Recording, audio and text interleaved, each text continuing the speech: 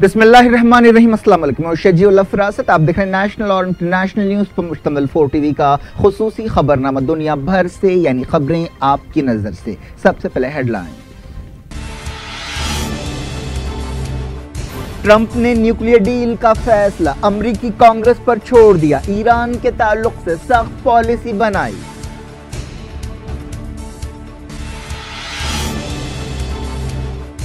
Iran पर दहशतगर्दों की सरपरस्ती का इल्जाम, रेवोल्यूशनरी गार्ड से ताल्लुक रखने वालों पर पाबंदियां लगाई गईं।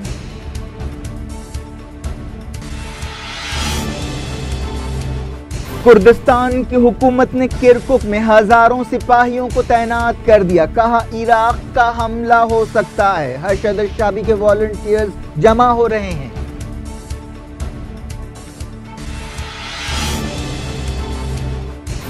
तुर्की के सिपाही इदलिब में दाखिल, सेफ जोन्स में तैनात किया जाएगा।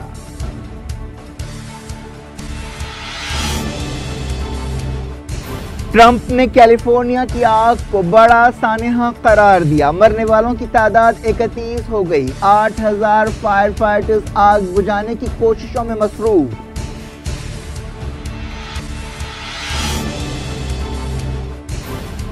राखीन में अमन के लिए सूची ने बनाई कमेटी, कहा रेफ्यूजियों की वापसी के लिए बांग्लादेश से बात हो रही है।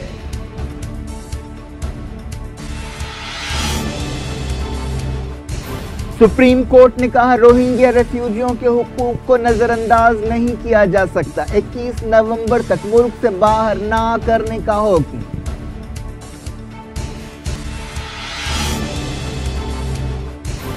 हिंदुस्तान में भूख संगीन मसला है, हालात बांग्लादेश, नॉर्थ कोरिया और इराक से बदतर हैं, आलमी इदारे की रिपोर्ट।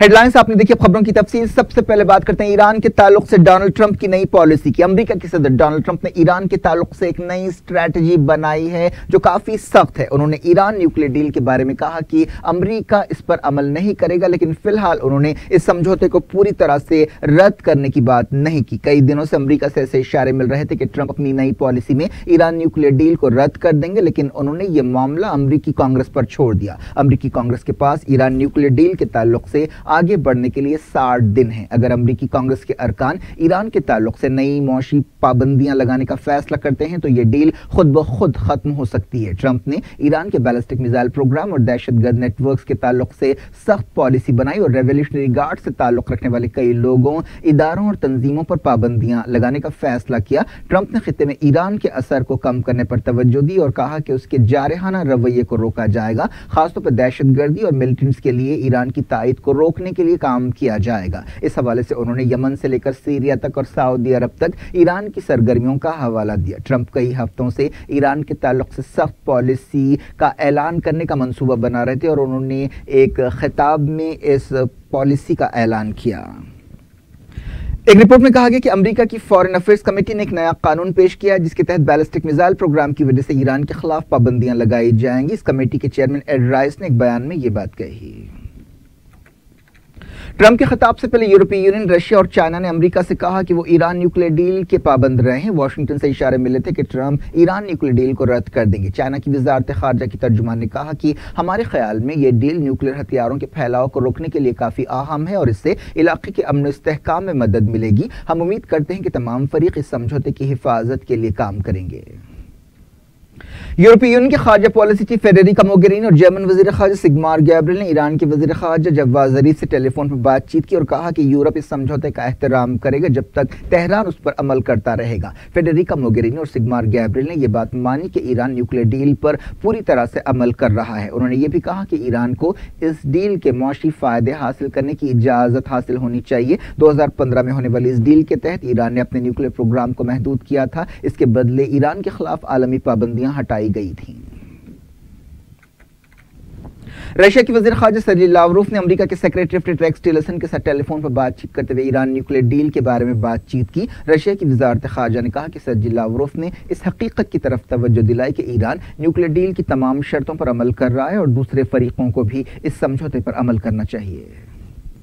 इस दौरान सर्जी लावरोव ने ईरान न्यूक्लियर डील से अमेरिका के बाहर निकलने की कानूनी बुनियादों पर सवाल उठाए। ब्रुंडी के वजीर खारजा के साथ मॉस्को में एक प्रेस कॉन्फ्रेंस से खिताब करते हुए सर्जी लावरोव ने कहा कि न्यूक्लियर डील को यूएन सिक्योरिटी काउंसिल की करारदाद के जरिए मंजूरी दी गई थी और उस पर अमल करना जरूरी है।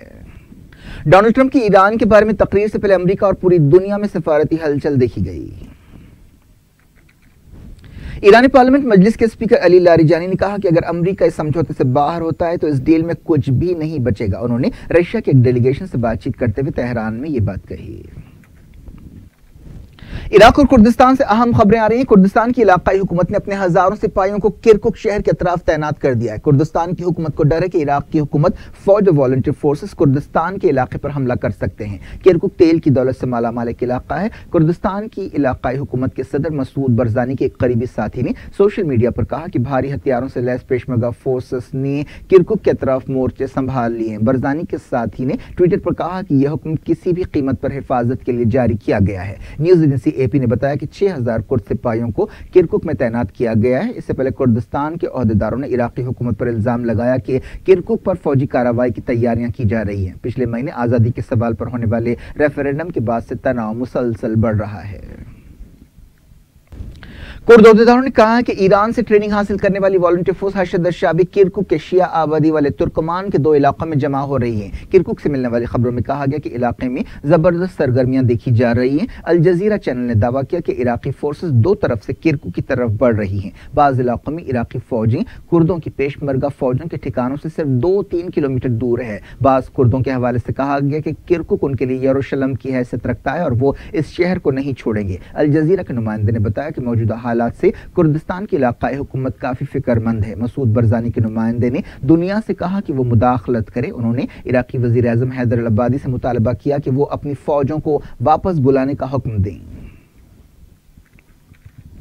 कुर्दों के एक टीवी चैनल ने नायब सदर खुसरात रसूल के हवाले से कहा कि कुर्द सिपाहियों की तैनाती का मकसद इराकी फौजों के खतरात का मुकाबला करना है। 25 सितंबर के रेफरेंडम के बाद इराक की हुकूमत ने कुर्दिस्तान के खिलाफ कई कदम उठाए हैं और पड़ोसी मुल्कों से भी कहा है कि वो कुर्दिस्तान के खिलाफ कार्रवाई करें। बगदाद ने कुर्दिस्तान के लिए इंटरनेशनल फ्लाइट्स बंद करा दी और पड़ोसी मुल्कों से कहा कि वो कुर्दिस्तान से तेल न खरीदें। इराक के वजीर आजम हैदर अल अब्बादी ने इन खबरों को रद्द कर दिया कि वो फौजी कार्रवाई का मंसूबा बना रहे हैं।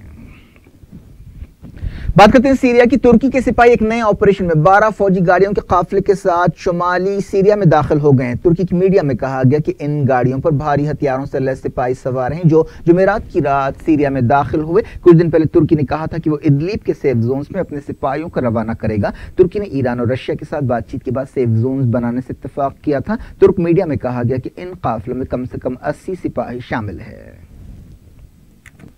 सऊदी अरब के एक इदारे ने यमन में सऊदी इत्तेहाद के ताल्लुक से यूनाइटेड नेशंस के इल्जामात मुस्तरद कर दिए हैं। अरब स्टडी सेंटर ने यूनाइटेड नेशंस की एक रिपोर्ट के जवाब में कहा कि इस रिपोर्ट के कई पॉइंट्स ऐसे हैं जो उसके एतबार को मुतासर करते हैं। यूनाइटेड नेशंस की इस रिपोर्ट में यमन जंग में बच्चों की हलाकतों के बारे में सऊदी इत्तेहाद पर तनकीद की गई थी।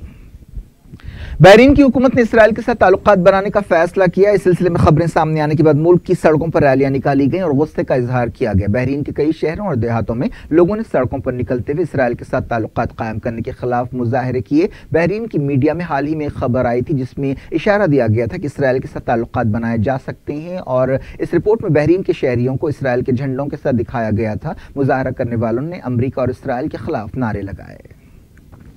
यूनाइटेड नेशंस के सेक्रेटरी जनरल एंटोनियो गुटेरेस ने यूनाइटेड नेशंस के तहजीबी इदारे यूनेस्को से बाहर निकलने के अमेरिका के फैसले पर अफसोस का इजहार किया। एक दिन पहले अमेरिका ने यूनेस्को पर इल्जाम लगाया था कि वो इसराइल के खिलाफ जानिबदारी बरत रहा है, इसीलिए वो बाहर निकल रहे हैं। अमेरिका के फैसले के बाद इसराइल ने भी ऐसा ही कदम उठाया। यूएन चीफ के तर्जुमान फरहान हक ने कहा कि उन्हें वाशिंगटन के फैसले पर बहुत अफसोस है। इस दौरान चाइना ने यूनेस्को से यकजहती का इजहार किया। चाइना की वजारत खारजा की तर्जुमान ने कहा कि चाइना को उम्मीद है कि तमाम मुल्क दुनिया के अमन की हिफाजत के लिए अपना ताउन देंगे।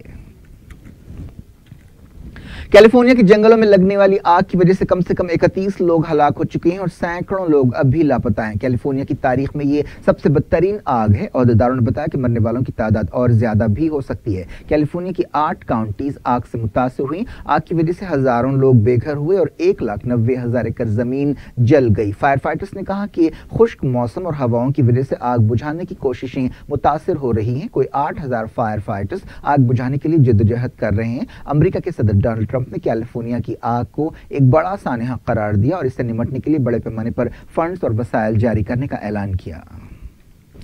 स्पेन के कौमी दिन के मौके पर मैड्रिड और दूसरे शहरों की सड़कों पर हजारों लोगों ने मुल्क के इत्तेहाद के हक में रैलियां निकाली। कई मकामात पर यह दिन मनाया गया। यह दिन एक ऐसे वक्त आया है जब हाल ही में कैटलोनिया इलाके में आज़ादी के सवाल पर रेफरेंडम हुआ, जिसमें ज्यादातर लोगों ने स्पेन से अलग होने के हक में वोट दिया। यूएई ने मुल्क में नॉर्थ कोरिया के सफारत खाने से कहा है कि वो अपनी सरगर्मियां बंद कर दे। इसके अलावा प्योंगयांग में यूएई के सफारती मिशन को भी बर्खास्त कर दिया गया। यूएई ने इस सिलसिले में एक हुक्म जारी किया है। इससे पहले कुवैत और कतर ने भी ऐसे ही कदम उठाए। नॉर्थ कोरिया के मिसाइल और न्यूक्लियर तजुर्बात के बाद अमरीका और इत्तेहादी मुल्कों के दरमियान जबरदस्त तनाव चल रहा है। वियतनाम में सैलाब की वजह से हलाक होने वालों की तादाद 54 हो गई। इसके अलावा 29 लोग अब भी लापता हैं। सैलाब की वजह से सैकड़ों घर मुतासिर हुए हैं। दुनिया भर से वक्त हो गया छोटे से ब्रेक का। ब्रेक के बाद कुछ और खबरों के साथ आपकी खिदमत में दोबारा हाजिर होंगे। उम्मीद है ब्रेक के उस पार भी हमारा आपका राब्ता बना रहेगा।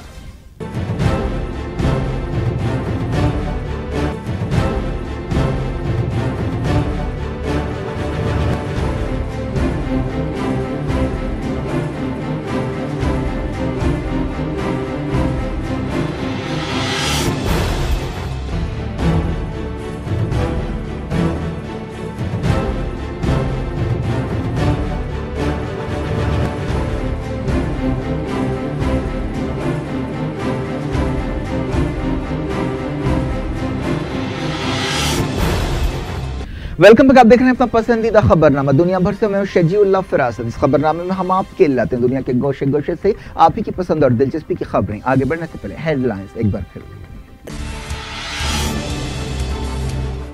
ट्रंप ने न्यूक्लियर डील का फैसला अमेरिकी कांग्रेस पर छोड़ दिया। ईरान के ताल्लुक से सख्त पॉलिसी बनाई।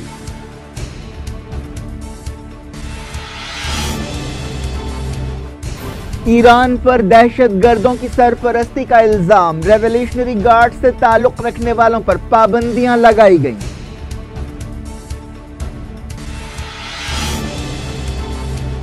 कुर्दिस्तान की हुकूमत ने किरकुक में हजारों सिपाहियों को तैनात कर दिया। कहा इराक का हमला हो सकता है। हर्षद शाबी के वॉलंटियर्स जमा हो रहे हैं।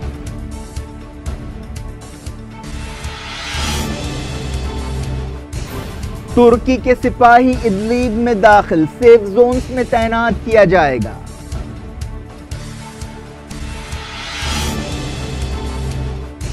ट्रंप ने कैलिफोर्निया की आग को बड़ा सानहा करार दिया। मरने वालों की तादाद 31 हो गई। 8000 फायर फाइटर्स आग बुझाने की कोशिशों में मसरूफ।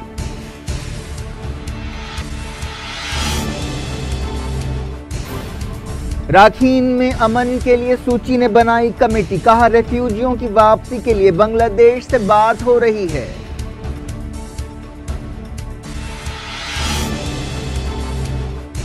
सुप्रीम कोर्ट ने कहा रोहिंग्या रेफ्यूजियों के हुकूक को नजरअंदाज नहीं किया जा सकता। 21 नवंबर तक मुल्क से बाहर ना करने का हुक्म।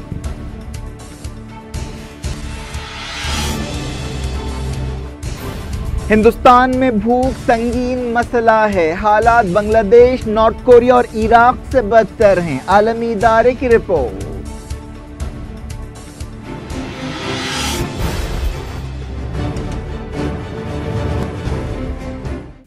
इंटरनेशनल न्यूज के सिलसिले को पाकिस्तान की एक एंटी करप्शन अदालत ने साबिक वजीर आजम नवाज शरीफ, उनकी बेटी मरियम और दामाद सफदर के खिलाफ कार्रवाई पर सुनवाई को 19 अक्टूबर तक मुलतवी कर दिया है। एहतसाब अदालत ने नवाज शरीफ और उनके घर वालों और वजीर फाइनेंस इसहाक डार के खिलाफ करप्शन के 3 मामले दर्ज किए हैं।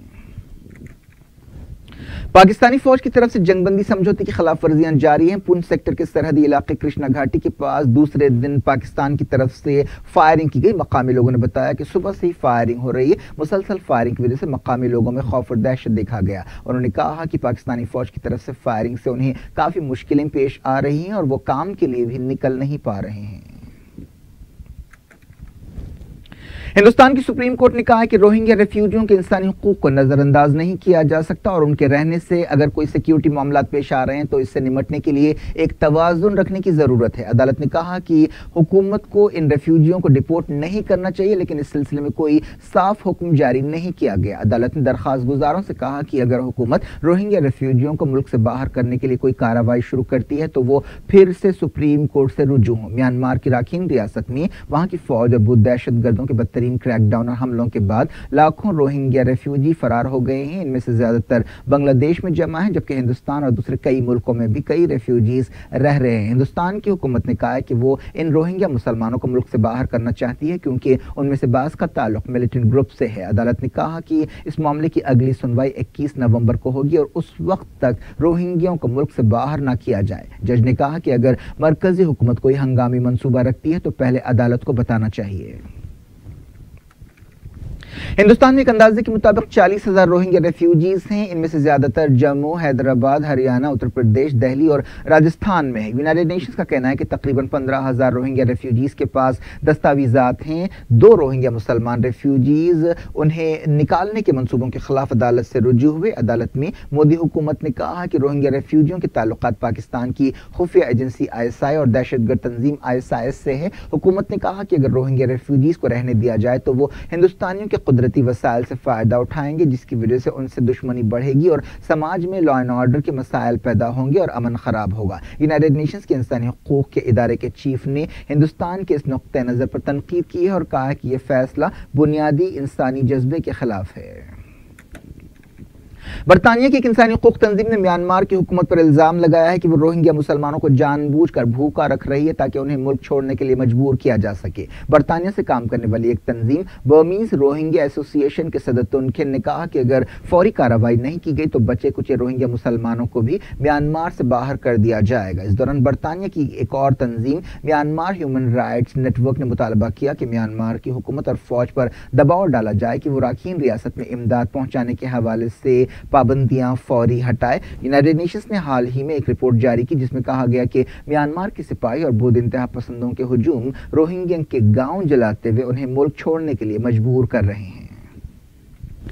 म्यांमार के लीडर आंग सान सू की ने राखीन रियासत में अमन कायम करने की कोशिशों के लिए एक कमेटी बनाई है। सू की ने कौमी इत्तेहाद की जरूरत पर जोर देते हुए कहा कि उन्होंने ये कमेटी बनाई है जो राखीन में अमन और बाज आबादकारी के लिए कोशिशें करेगी। अवाम से अपने खिताब में सू की ने कहा कि उनकी हुकूमत बांग्लादेश से बातचीत कर रही है ताकि रोहिंग्या मुसलमानों की वापसी को मुमकिन बनाया जा सके। अपने खिताब में सू की ने मुल्क की फौज की तरफ से ढाए जाने वाले जुल्म और ज्यादतियों का कोई जिक्र नहीं किया। वज़ीर फाइनेंस अरुण जेटली ने कहा कि हिंदुस्तान की इकोनॉमी मजबूत रहेगी। वाशिंगटन में एक सेमिनार से खिताब करते हुए जेटली ने कहा कि नोटबंदी और GST के असरात को बढ़ा चढ़ाकर पेश किया जा रहा है। उन्होंने कहा कि हुकूमत इस्लाहात या रिफॉर्म्स पर अमल करने पर तवज्जो देती रहेगी। राजस्थान के बाड़मेर जिले में एक हिंदू औरत के साथ होटल में ठहरने पर एक मुसलमान को घसीटकर बाहर निकाला गया और उसे बुरी तरह मारा पीटा गया। बाड़मेर के additional superintendent of police Kailash धान ने बताया कि एक मुसलमान मर्द और एक हिंदू राजपूत औरत ने बलुत्रा के एक होटल में चेक इन किया था, लेकिन कुछ देर बाद ही इस औरत के रिश्तेदार होटल पहुंचे और उस मर्द पर हमला किया। इस 25 साल शख्स को जख्मी हालत में जोधपुर के एक हॉस्पिटल में शरीक किया गया। नेशनल स्टॉक एक्सचेंज की निफ्टी ने तमाम रिकॉर्ड्स तोड़ दिए और 10,167 पॉइंट्स पर पहुंच गया। बॉम्बे स्टॉक एक्सचेंज के सेंसेक्स में भी जबरदस्त उछाल आया। सेंसेक्स 250 पॉइंट्स के इजाफे के साथ 32,432 पर बंद हुआ, जो 2 अगस्त के बाद सबसे ज्यादा है। हिंदुस्तान में भूख एक संगीन मसला है और भूख से मुतासरा 119 मुल्कों की लिस्ट में हिंदुस्तान 100वें नंबर पर है। इस लिस्ट में हिंदुस्तान नॉर्थ कोरिया, बांग्लादेश और इराक से भी पीछे है, लेकिन पाकिस्तान से आगे है। International food policy research institute ने अपनी एक रिपोर्ट में यह बात बताई। इस रिपोर्ट में कहा गया कि हिंदुस्तान में कई बच्चे भूख और ग़िज़ा की कमी का शिकार हैं और इसके लिए हुकूमत को समाजी शोबे के ताल्लुक से अपने वादे पूरे करने चाहिए। पिछले साल की रैंकिंग में हिंदुस्तान 97वें नंबर पर था। रिपोर्ट में कहा गया कि हिंदुस्तान अपने कई पड़ोसी मुल्कों चाइना, नेपाल, म्यांमार, श्रीलंका और बांग्लादेश से भी पीछे है, लेकिन वो पाकिस्तान और अफगानिस्तान से ऊपर है। इस लिस्ट में पाकिस्तान का नंबर 106 है, नॉर्थ कोरिया 93 और इराक 78वें नंबर पर है।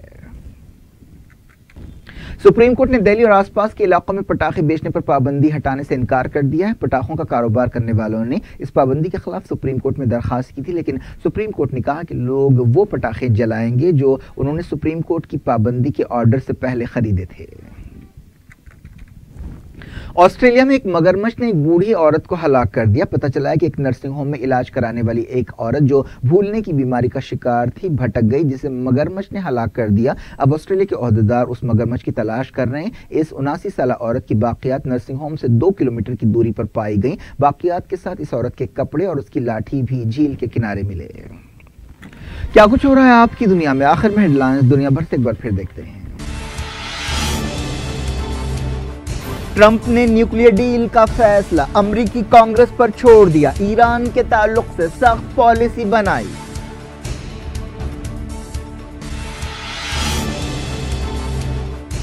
ईरान पर दहशतगर्दों की सरपरस्ती का इल्जाम। रेवोल्यूशनरी गार्ड से ताल्लुक रखने वालों पर पाबंदियां लगाई गईं।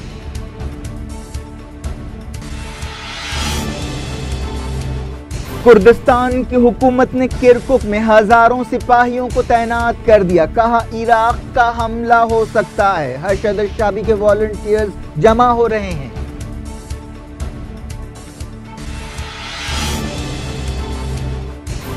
तुर्की के सिपाही इदलिब में दाखिल। सेफ जोन्स में तैनात किया जाएगा।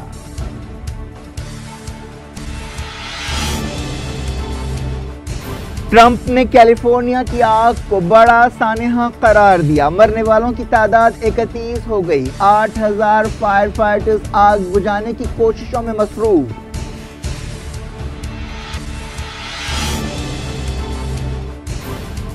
राखीन में अमन के लिए सूची ने बनाई कमेटी। कहा रेफ्यूजियों की वापसी के लिए बांग्लादेश से बात हो रही है।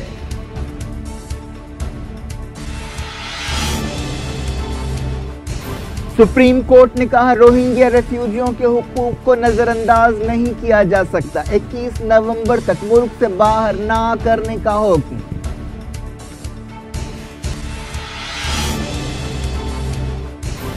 हिंदुस्तान में भूख संगीन मसला है। हालात बांग्लादेश, नॉर्थ कोरिया और इराक से बदतर हैं। आलमी इदारे की रिपोर्ट।